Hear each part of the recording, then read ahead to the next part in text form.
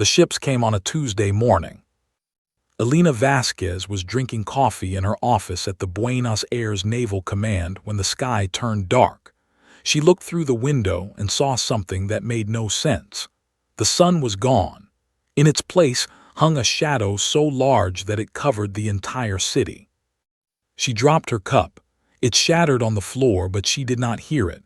Her eyes were fixed on the thing above. It was a ship, but calling it a ship was like calling the ocean a puddle. It stretched from horizon to horizon, blocking out the light. Its surface was smooth and black, covered in patterns that hurt her eyes when she tried to focus on them. Her phone rang. Then every phone in the building rang at once. Then the siren started. Elena ran to the communication center. Screens showed the same image from every corner of the world. New York, Tokyo, London, Moscow, Cairo, Sydney. Every major city on Earth had one of these massive ships floating above it. There were hundreds of them. "What do they want?" someone asked. Nobody answered. Nobody knew. The answer came 30 seconds later. Beams of white light shot down from the ships. Where they touched the ground, everything vanished. Buildings, roads, people, everything turned to ash and dust in an instant. The beams moved slowly across the cities, erasing them like a child wiping chalk from a board. Elena watched Buenos Aires die. She watched 12 million people disappear in minutes. The beam moved toward the naval base, and she knew she had seconds to live.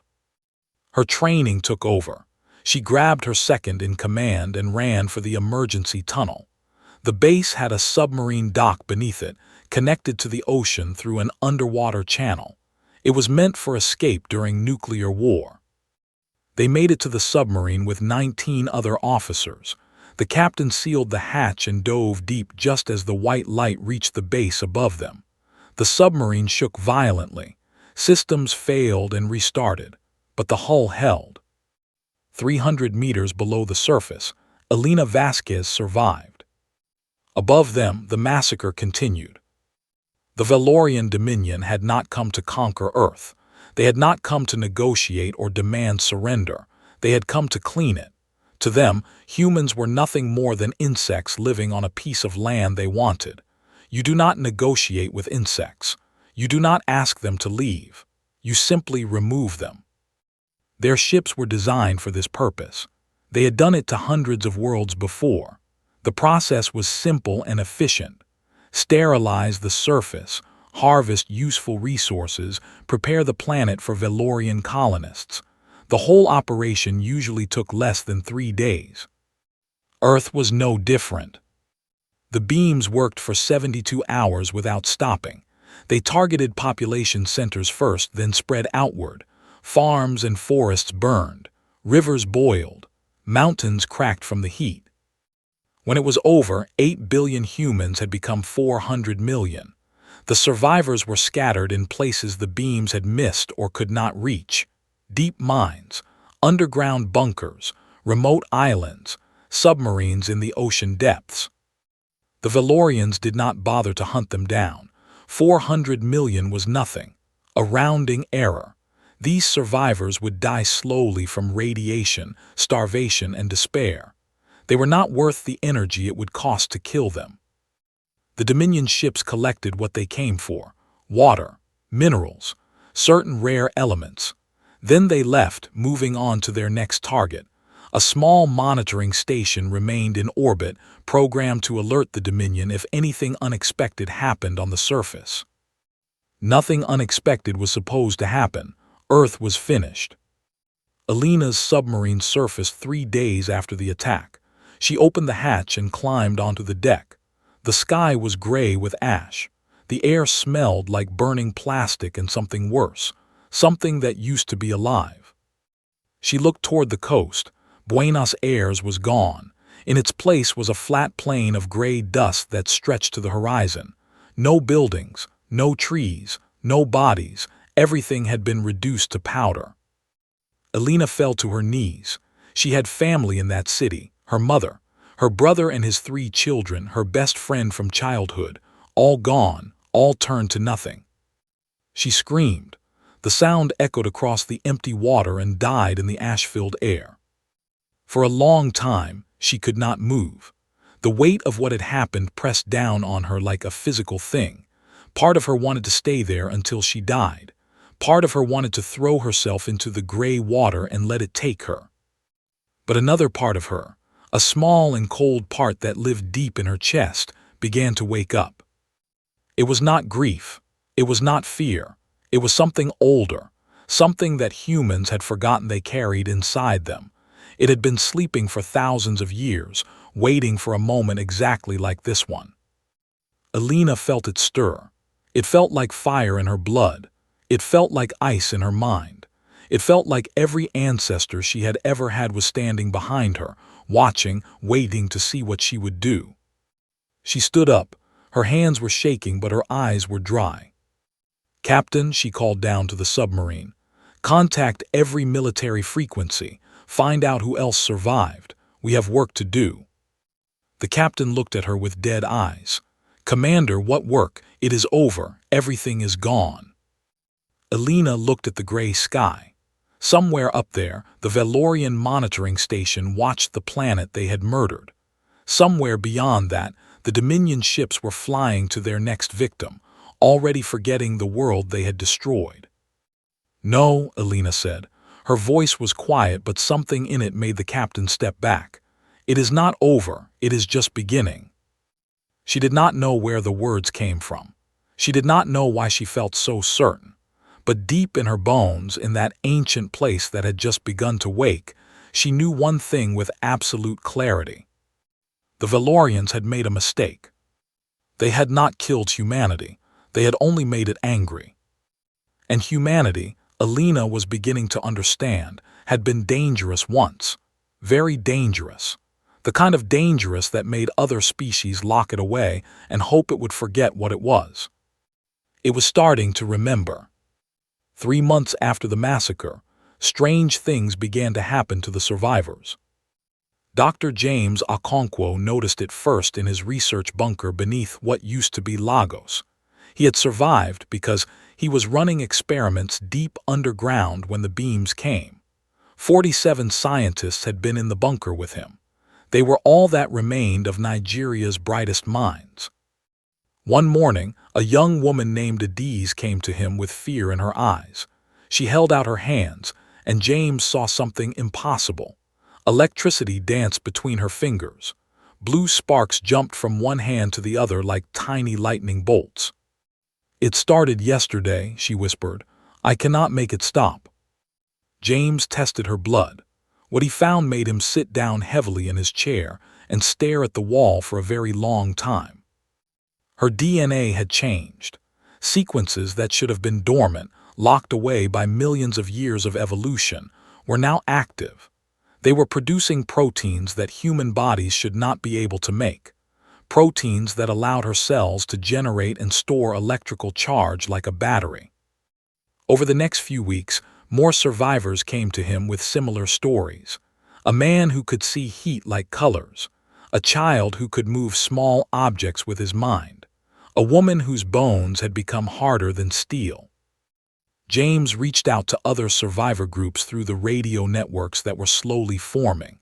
He learned that the same thing was happening everywhere. In Russia, a factory worker had bent a metal beam with her bare hands. In Australia, a teenager had predicted an earthquake 3 days before it happened. In Brazil, a fisherman had held his breath underwater for 4 hours. Humanity was changing, and James needed to understand why. He spent months studying the DNA samples. He compared them to records from before the attack. What he found changed everything he believed about human history. Human DNA contained sequences that did not come from Earth. They were not random mutations. They were not errors. They were carefully designed modifications, hidden in the genetic code like secret messages. They had been there for at least 50,000 years, passed down from generation to generation, waiting. Waiting for what? James could not be certain, but he had a theory. The sequences activated in response to extreme stress, the kind of stress that came from facing extinction. It was like a safety switch that only turned on when everything else had failed.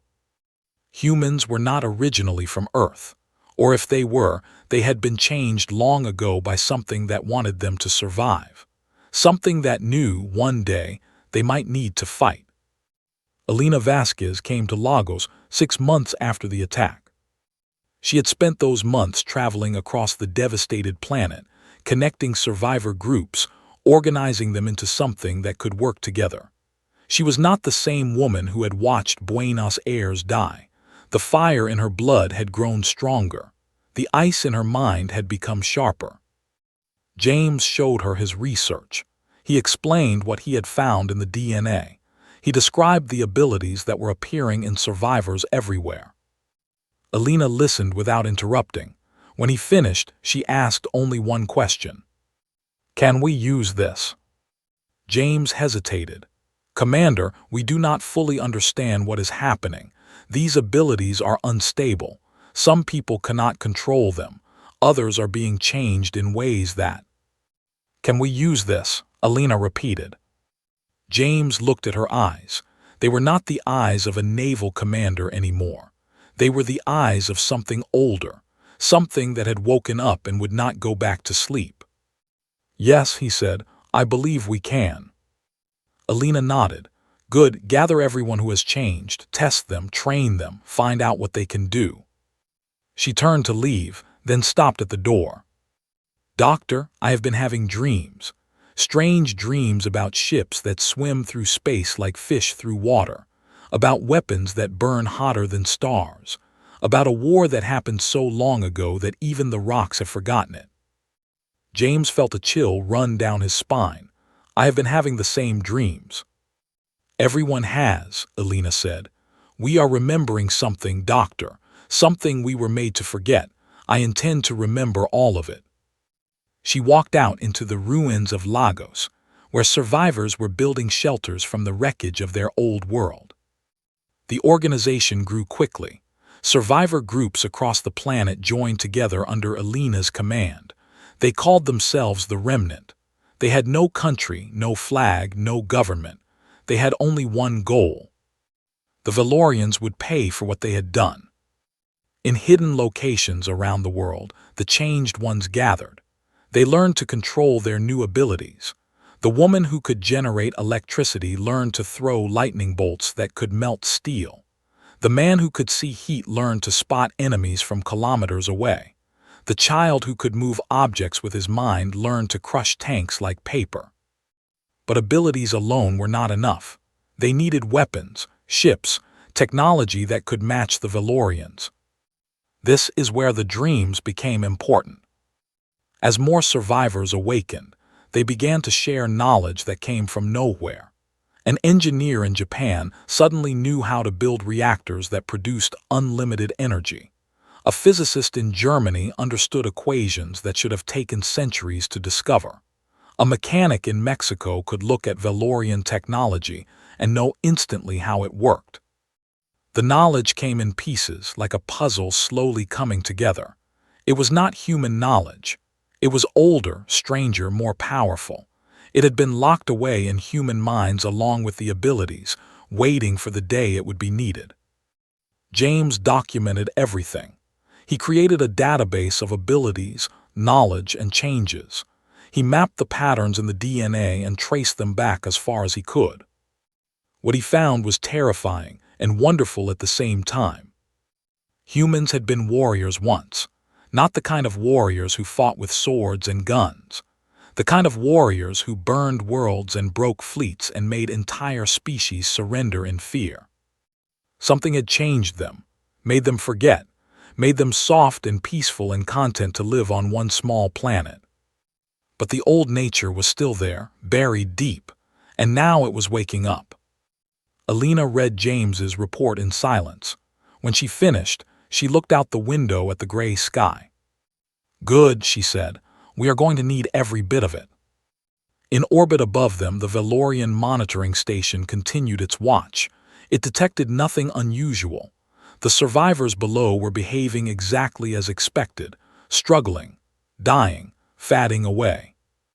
It did not notice the underground factories starting to hum.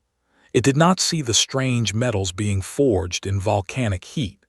It did not hear the whispered plans of 400 million humans who had decided that dying was no longer an option. The Valorians had forgotten something important about predators. When you hunt them, you must kill them all. If even one survives, it will come back for you. 15 years of silence. That is what the Valorian monitoring station reported to the Dominion. 15 years of nothing. The primitive species on world 7431 was dying as expected. Population estimates showed continued decline. No technological activity worth noting. No threats detected. The Dominion marked Earth as ready for colonization and scheduled a settler ship for departure. They had no idea what was happening beneath the surface. Underground, humanity had built a new world. Elena Vasquez walked through the corridors of New Lagos, the largest of the hidden cities. The walls were smooth metal that glowed with soft light. The air was clean and warm. Thousands of people moved through the tunnels, going about their work with quiet purpose. She was 63 years old now. Her hair had turned silver, and her face carried lines that spoke of years of hard decisions. But her eyes still burned with the same cold fire that had ignited on the deck of that submarine long ago. The underground cities stretched across every continent. They were connected by tunnels that ran deep beneath the ocean floors. Trains moved through them at speeds that would have been impossible before the awakening. The technology came from the memories that still emerged in human minds, pieces of knowledge from a forgotten age. Elena took an elevator down to the shipyards. The chamber was enormous, carved from solid rock a kilometer beneath the Atlantic Ocean. Inside it floated a ship unlike anything humans had ever built before. The vessel was 3 kilometers long. Its hull was made of a metal that did not exist on Earth before the awakening. It seemed to drink light rather than reflect it. Strange patterns moved across its surface, similar to the ones Elena had seen on the Valorian ships, but different in ways she could not describe. "How is she?" Elena asked. Chief Engineer Yuki Tanaka looked up from her console. She was one of the awakened, a woman who had absorbed technical knowledge that should have taken generations to develop. "The remembrance will be ready in 3 months, Commander. Weapons systems are online. The drive is stable. We are finishing the living quarters now." Elena nodded. The Remembrance was the 37th ship in their fleet. There would be more, many more. "And the crew?" "Training is complete. They are eager to begin." Eager, Elena understood that feeling. Every human who had survived the massacre carried it. The burning need to make things right, to repay the debt that was owed. She thought about the early years, when survival seemed impossible, when they ate rats and drank recycled water and slept in shifts because there was not enough space, when children died from diseases they could not treat and old people froze in the cold winters. But they had not given up. They had worked, they had planned, they had built. And they had changed. The second generation was different from the first. Children born after the massacre came into the world already awakened. Their abilities were stronger, more stable, more varied. Some could calculate faster than any computer. Some could feel the movement of atoms. Some burned with energy that they were still learning to control. Elena had watched these children grow up. They were not like the humans of the old world. They were harder, colder, more focused. They had been born into a world of revenge and they embraced it completely. Was that a good thing? Elena was not sure anymore, but it was necessary. Without that cold focus, they could never do what needed to be done. She left the shipyard and traveled to the training grounds. Here the warriors prepared. A young man named Marcus stood in the center of a combat ring. He was 22 years old, born 3 years after the massacre. His body was wrapped in a suit of armor that responded to his thoughts, moving with him like a second skin. Facing him were 5 combat robots, each one programmed with Valorian fighting techniques that James Okonkwo had extracted from captured technology.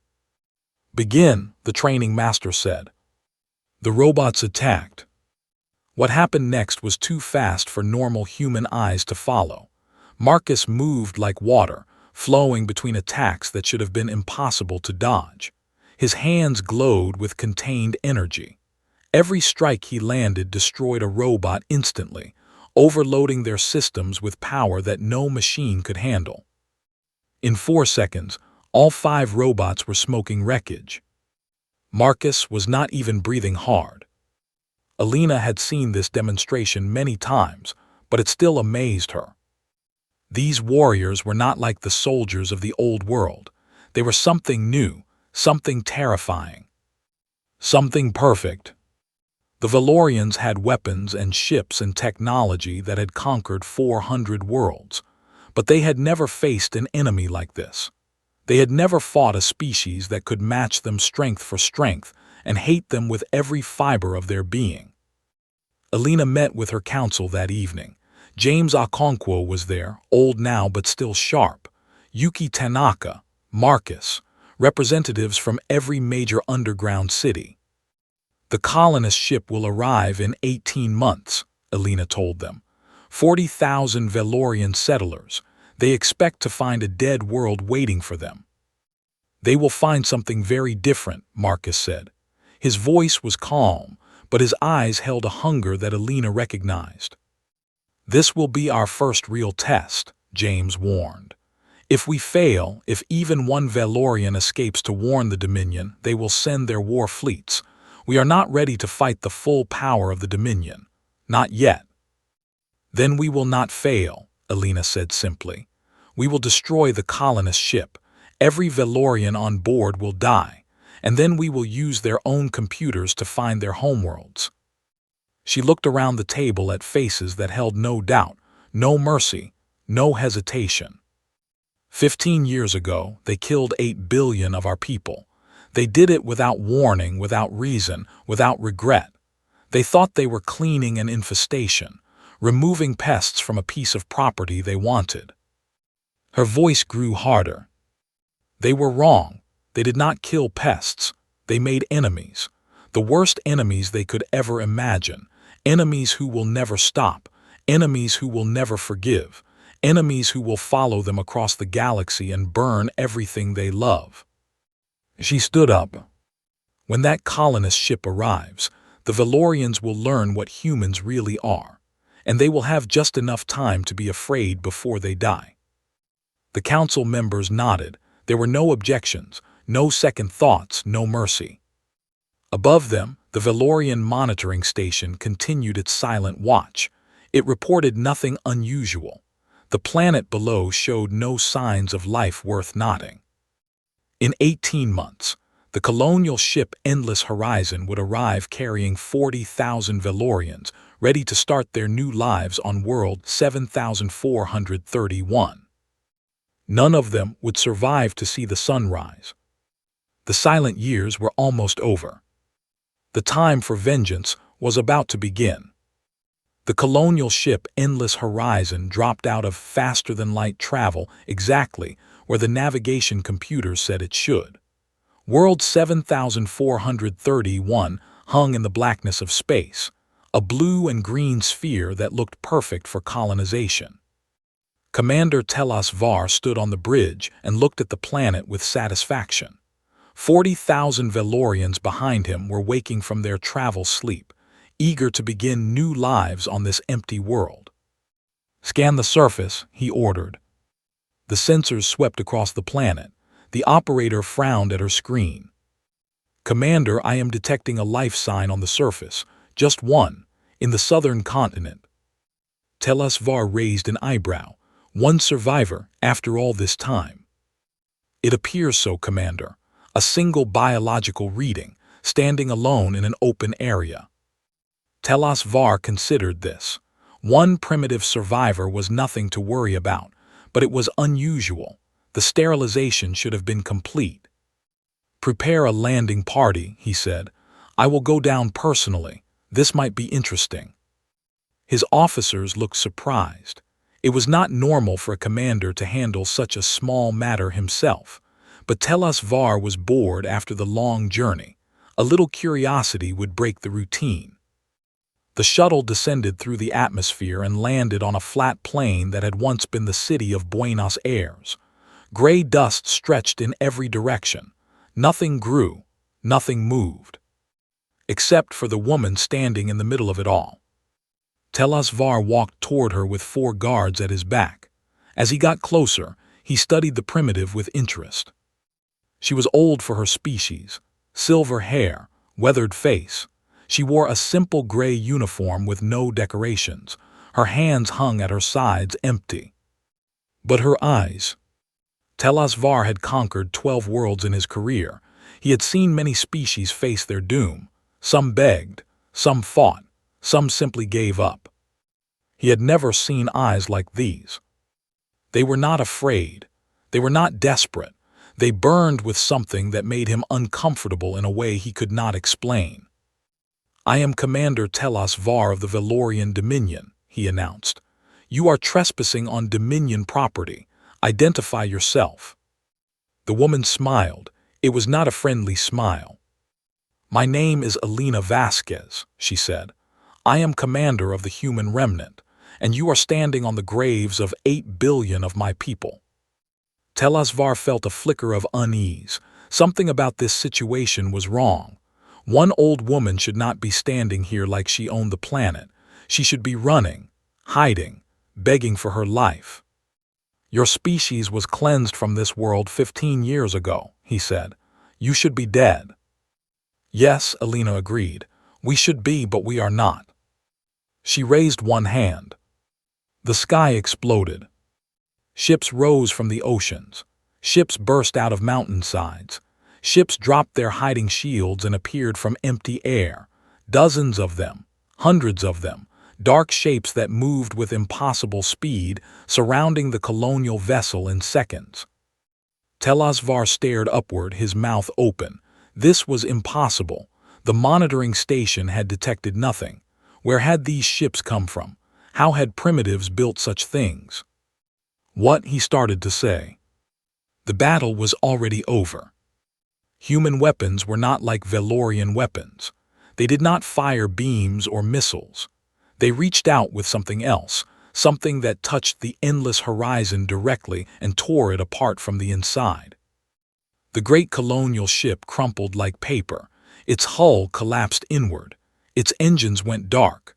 40,000 Valorians died without ever knowing what hit them. The whole thing took 11 minutes. Var watched his ship die. His guards raised their weapons, but they were shaking so badly they could barely hold them. Alina walked toward him. Her steps were slow and steady. "For 15 years we waited," she said. "We built, we planned, we remembered. Do you know what we remembered, Commander?" Var could not speak. His throat had closed with fear. "We remembered what we used to be," Alina continued.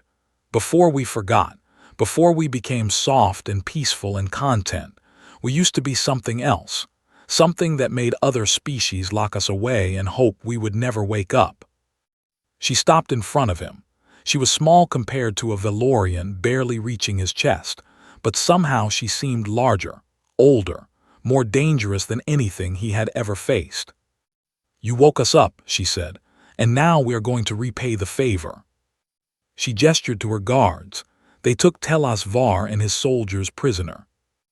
In the hours that followed, human technicians pulled everything useful from the wreckage of the endless horizon: navigation data, communication codes, most importantly, the locations of every Valorian world. 412 planets. That was how large the Dominion had grown. 412 worlds filled with Valorians living comfortable lives built on the graves of species they had exterminated. Alina studied the star maps in her command center. Marcus stood beside her, along with James Okonkwo and the rest of the council. "Where do we start?" Marcus asked. Alina pointed to a star near the center of the map. "Here. Their oldest colony, close to the homeworld. We hit it hard and fast. We make sure everyone knows what happened. And the prisoners. Alina was quiet for a moment, then she spoke. Show them what we did to their ship. Show them what we are going to do to their worlds. Then give them a communication device and release them. James frowned. Release them, why? Because I want them to warn their people. I want every Valorian in the galaxy to know that we are coming. I want them to feel what we felt, the fear, the helplessness, the knowledge that death is approaching and there is nothing they can do to stop it. She turned to face her council. This is not just about killing them. It is about justice. They need to understand what they did. They need to feel it in their bones before they die. The council nodded. There were no objections. A week later, Telas Var and his surviving guards were given a small ship and released. They carried a message that was broadcast on every frequency across 1,000 light years. Alina spoke directly to the Valorian Dominion. We remember Buenos Aires. We remember Lagos. We remember Tokyo and London and every city you burned. We remember the 8 billion lives you took without a second thought. Her voice was calm, cold, absolute. You thought you were exterminating vermin. You were wrong. You were waking something ancient, something terrible, something that will not stop until every one of you understands exactly what you did. She paused. We are coming, and we will show you the same mercy you showed us. The transmission ended. The human fleet turned toward the stars and began to move. First blood had been drawn. But there was so much more to come. The Valorian Dominion had never lost a war. In 10,000 years of conquest, they had faced hundreds of species. Some had advanced technology. Some had powerful weapons. Some had billions of soldiers ready to fight. None of them had survived. The Valorians believed this was because they were superior. They were stronger, smarter, more advanced than any other species in the galaxy. Victory was their birthright. They were about to learn how wrong they were. Alina Vasquez stood on the bridge of the Remembrance as it dropped out of faster-than-light travel above Veloria Prime. The Valorian homeworld floated in space below, a massive planet covered in gleaming cities that had stood for thousands of years. Around her, the human fleet filled the void. 300 ships, each one crewed by warriors who had trained their entire lives for this moment, each one carrying weapons that could crack planets in half. The journey here had taken 2 years. In that time, the humans had destroyed 47 Valorian colonies. They had killed over 600 million Valorians. They had broken the Dominion's military completely. The Valorians had tried everything to stop them: war fleets, defensive stations, weapons of unimaginable power. Nothing worked. Humans did not fight the way other species fought. They did not care about survival. They did not retreat when they took losses. They did not negotiate when the battle turned against them. They simply kept coming. Every Valorian victory cost them more than they could afford. Every human defeat made the humans angrier. The Valorians had faced enemies who feared death. They had never faced enemies who welcomed it, as long as they could take Valorians with them. Now the war had come to their doorstep. "Commander," Marcus said from his station, "we are receiving a transmission from the surface." "Show me." A Valorian face appeared on the screen. Alina recognized him from intelligence reports.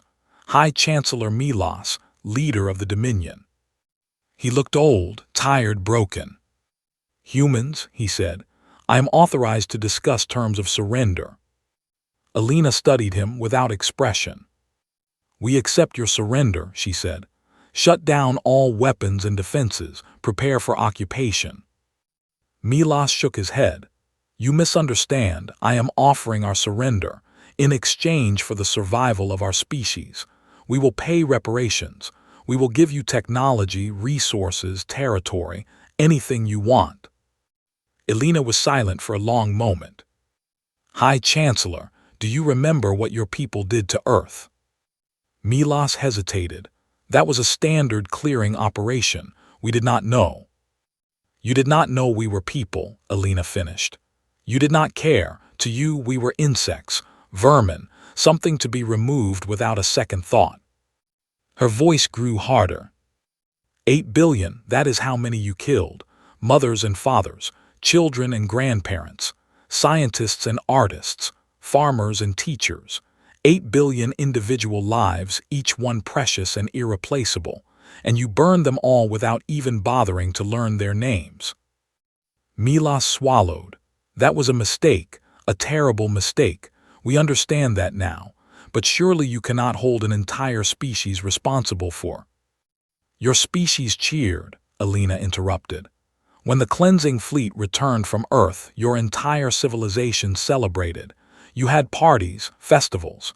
You gave medals to the commanders who killed my people. She leaned forward. You are not sorry for what you did. You are sorry that we survived to punish you. That is not the same thing. Milos's face twisted with desperation. What do you want from us? Tell me and I will give it to you, anything.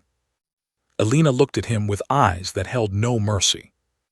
I want you to feel what we felt. I want you to watch everything you love burn. I want you to understand in your final moments exactly what you did to us.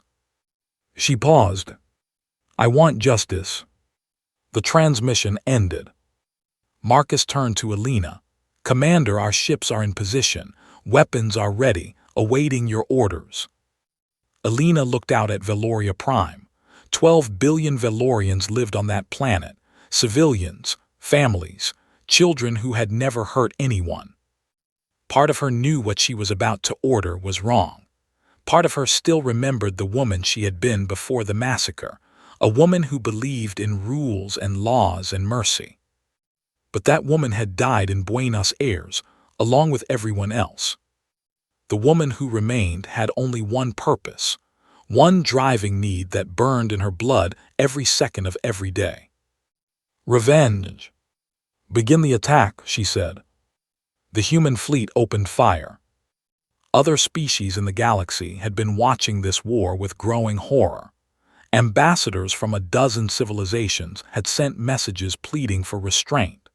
They warned that if humans exterminated the Velorians, they would become the very thing they hated. Alina had ignored them all. Now, as Veloria Prime burned below her, she understood something that the other species did not. Humans had not chosen this path. The Velorians had chosen it for them. When they killed 8 billion innocent people without provocation, they had created a debt that could only be paid in blood. The galaxy would judge humanity harshly for what they were doing. They would be feared and hated and avoided. Alina did not care. Fear was good.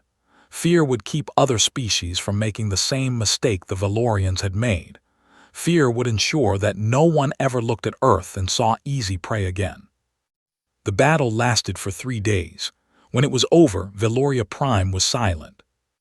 Alina broadcast one final message to the galaxy. She spoke calmly, without anger, without triumph. The Velorian dominion is no more. Every world they held has been cleansed. Every ship they built has been destroyed. Every Velorian who lived has paid the price for the crimes of their species. She paused. Let this be a lesson to any civilization that thinks they can treat other beings as vermin. We will not be victims. We will not be conquered. We will not forgive. Her voice grew harder. Touch our people, and we will follow you across the stars.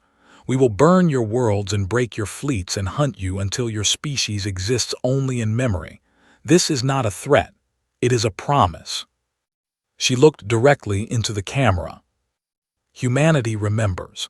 Humanity endures. And humanity will never ever show mercy to those who showed none to us. The transmission ended. Alina sat alone on the bridge of the remembrance as the fleet began its long journey home. She was 78 years old now.